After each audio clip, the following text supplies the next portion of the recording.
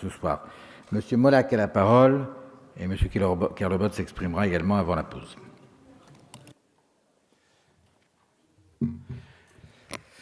Aoutro Kadoriat, Monsieur le Ministre, Mesdames et Messieurs les rapporteurs, mes chers collègues. Le budget de la mission culture est stabilisé par rapport à celui de l'année dernière et on peut même noter une légère augmentation de 0,7%, ce que nous approuvons bien évidemment. Je vais essentiellement axer mon propos sur la nécessité d'une véritable décentralisation de la politique culturelle. Dans une question écrite, j'avais interpellé votre ministère concernant l'hyperconcentration des crédits dans la région d'Île-de-France. Les dépenses apportaient même plusieurs réflexions.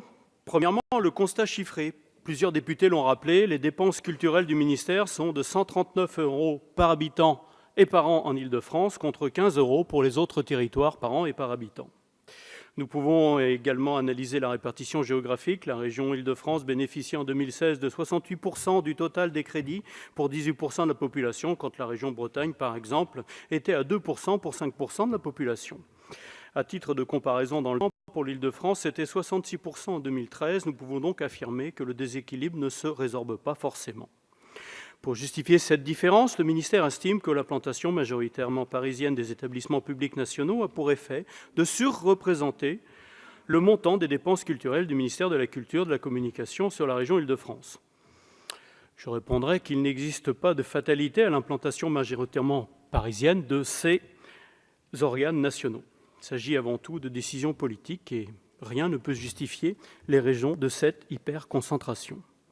En réalité, seuls les dispositifs timides sont mis en avant pour essayer d'enrayer cette hyperconcentration des crédits. C'est notamment le cas avec le plan Culture près de chez vous, qui se décline en 3 piliers. Les artistes et culture sur les routes de France, la mobilité des œuvres et le déploiement des musées numériques de proximité. Autant vous dire que ce plan est parfois contesté par les milieux culturels non parisiens en raison de la nature descendante et jugée paternaliste. Il ne faut évidemment pas confondre démocratie culturelle et démocratisation de la culture. Le dispositif du Pass Culture nous paraît par contre répondre davantage à ce besoin de culture de proximité, même s'il ne règle pas toutes les questions, par exemple les zones blanches de services publics culturels, ou des questions sur le financement et sa pérennité. Donc, nous approuvons le fait d'en passer par une expérimentation qui permettra de, je pense, voir les tenants et les aboutissants.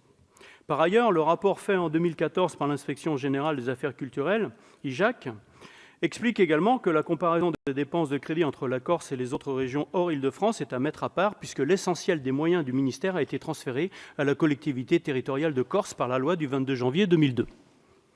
L'État n'y a en effet conservé que ses compétences régaliennes dans les domaines patrimoniaux. Voilà une piste à suivre pour réaliser une véritable décentralisation de la politique culturelle au service des territoires. Ainsi, en Bretagne, une délégation de compétences de l'État à la région est effective depuis le 1er janvier 2016 pour une durée de 6 ans dans les domaines du cinéma, de l'audiovisuel, du livre ainsi que du patrimoine.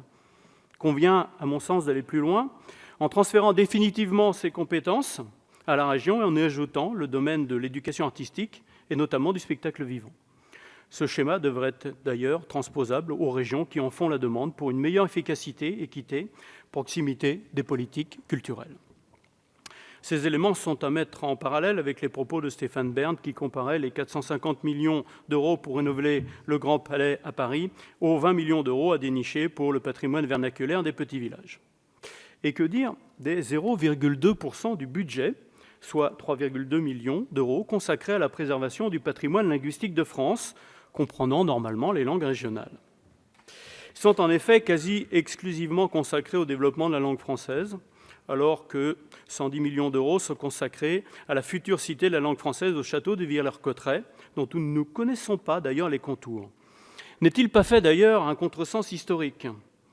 L'édit de 1539 n'établit aucunement le français comme langue administrative, mais remplace le latin par, je cite, « langue maternelle française ». Cela explique que les parlements de Bordeaux, par exemple, ou de Toulouse, vont continuer jusqu'à la Révolution française, à écrire tous leurs actes officiels en occitan, par exemple. Donc, peut-être un contresens historique. Par ailleurs, je me dois de relier une inquiétude grandissante soulevée par la récente circulaire du 15 mai 2018 imposant de facturer aux organisateurs d'événements culturels certaines missions assurées par les forces de l'ordre. Cette nouvelle contrainte financière pourrait engendrer l'annulation, voire même la suppression de certains spectacles ou festivals. Quelle réponse pouvez-vous apporter à cette inquiétude ? En définitive, Monsieur le Ministre, la politique de rééquilibrage vers les régions est une priorité affichée de votre ministère. Mais nous savons que ce rééquilibrage prendra du temps, raison pour laquelle des actes significatifs devront être pris rapidement. Je vous remercie. Merci, mon cher collègue. La parole est